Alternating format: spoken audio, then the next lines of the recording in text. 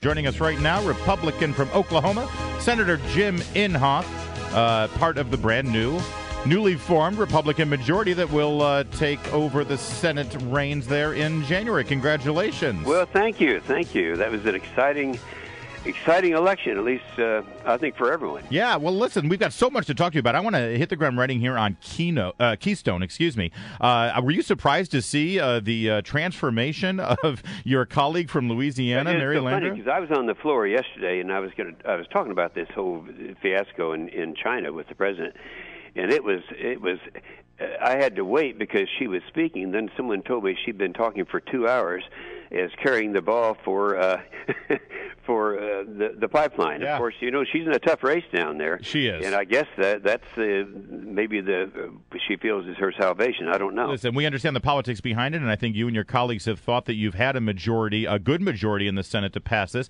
But the question is, do you have a 2/3 majority in favor of the Keystone Pipeline to override the president's expected veto? Well, here's what might surprise you guys. And I've been saying this for quite a while.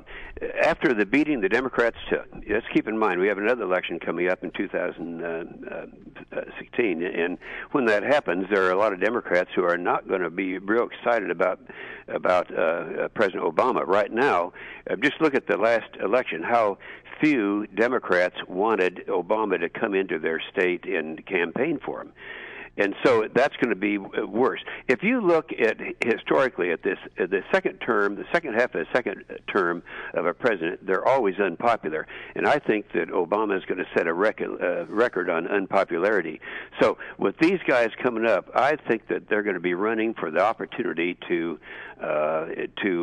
separate veto. themselves. So let's see if that happens.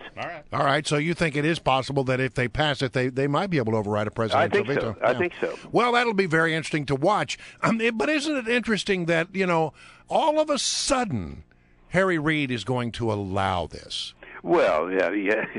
That's the greatest thing he can do, I guess, for Mary is to allow her to have the vote. And I think at the same time, you've got her opponent over there doing the same thing. So in the House, yeah. The sponsor in the House, it's amazing. And that's right, because that is an issue down there. It's a meaningful issue in Louisiana, and I think she would want to use this. And I mean, she's calculated it, and she spent the time on it. So, but I was surprised because I just got in town, and I'd reserved some floor time to talk about China, and I had to wait, and I was listening to her speech, and I thought, well, this is our new Republican. Yeah. Well, there you go. Hey, listen. I know that you have concerns, as many conservatives do, about Obamacare. But in the last few days, we have started to see some comments that were made by one of the architects of Obamacare by the name of Jonathan Gruber. Mm-hmm. And Jonathan Gruber has gone on record as saying, we weren't completely honest with people, but it was the only way we could get it passed. And he goes on to suggest that they misled the American people, who he quotes as being, quote unquote, stupid. Yes, the stupidity. So what do you think about voters. That? Well, I don't think he wanted to be heard when he said that. Well, he did it 3 or 4 times. Yeah. Well, anyway, it's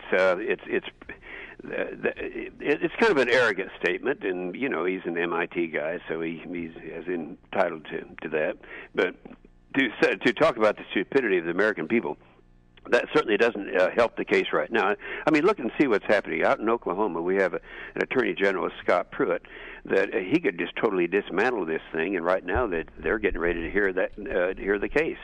And so right now, things don't look good for that, and that could have entered into his motivation for talking the way he did. But I just interpreted that as arrogance. Senator James Inhofe of Oklahoma is our guest, and you mentioned China. Let's get to that. I'm sure that you have plenty to say about it. The president committing America to reducing our carbon emissions, all for the sake of global warming. China didn't give up much at all, if anything. No, they not only didn't give up, they said that between now and 2030, they're going to continue to increase their emissions. Can the president do this? The Senate has to say something about it, don't they? Well, no, they've tried now since 2002. If you remember, the first bill that was up was the McCain-Lieberman bill, and that was a cap-and-trade type bill, and then again the next year, all the way up to the last one was the Markey Waxman bill. And now each time this came up, it was, and I was kind of leading the opposition to the whole global warming thing with the idea of making sure people knew that if we were to pass a type of cap and trade that constitute the largest tax increase in American history, once people realize the cost of this, and you couple that with what Lisa Jackson said on the record in response to my question, if you were to pass this by regulation or by legislation, would this reduce CO2 emissions worldwide? And she said no, because this isn't where the problem is. So they know they can't do it. Right now, they couldn't get 30 votes in the present Senate, not the Senate that's going to come in January. So if he tries to do this through the EPA, what are you going to do as chairman of the Environmental Well, we Public do everything we can to change it so that he can't do it, and we're looking at that right now. There are some things that can be done. We may have to pass legislation. I don't know, but I do know that our intention is to stop a lot of these regulations on the day they become final, as you folks have talked about before. In fact, I've talked about this with you. The Congressional Review Act is something that can be used and used very effectively, and that's what our intention would be, along with just passing legislation. Again, it gets right back to people say, and they've told me this before the election, they said, all right, Inhofe, you're going to have a majority, not a veto-proof majority. And this is where I argue with them, as we've already talked about. You're going to have a lot of Democrats racing ready to walk away, separate themselves from the person who lost their majority. I think you're absolutely right. Okay, a little birdie told us you were just in Ukraine. What did you come up with there? What did you see? I was in Ukraine. I was also in Jordan. I was in Lithuania, and that was right the 3 days before the election. The thing in Ukraine was this new Poroshenko, the new president, is just incredible. It's the first time they've had an election. I was there on a Monday, right after their election, which was held on a Sunday, I believe, and it's the strongest election they've ever had. There's not one seat in Parliament for the communists. I mean, this was just unheard of, and so they are now on a roll. And they have another guy in there named Yatsenyuk. He's the prime minister. He's from a different party, but they're the two largest parties, and now they have total control. It's a very exciting thing. We were able to work with this new group. And that's what.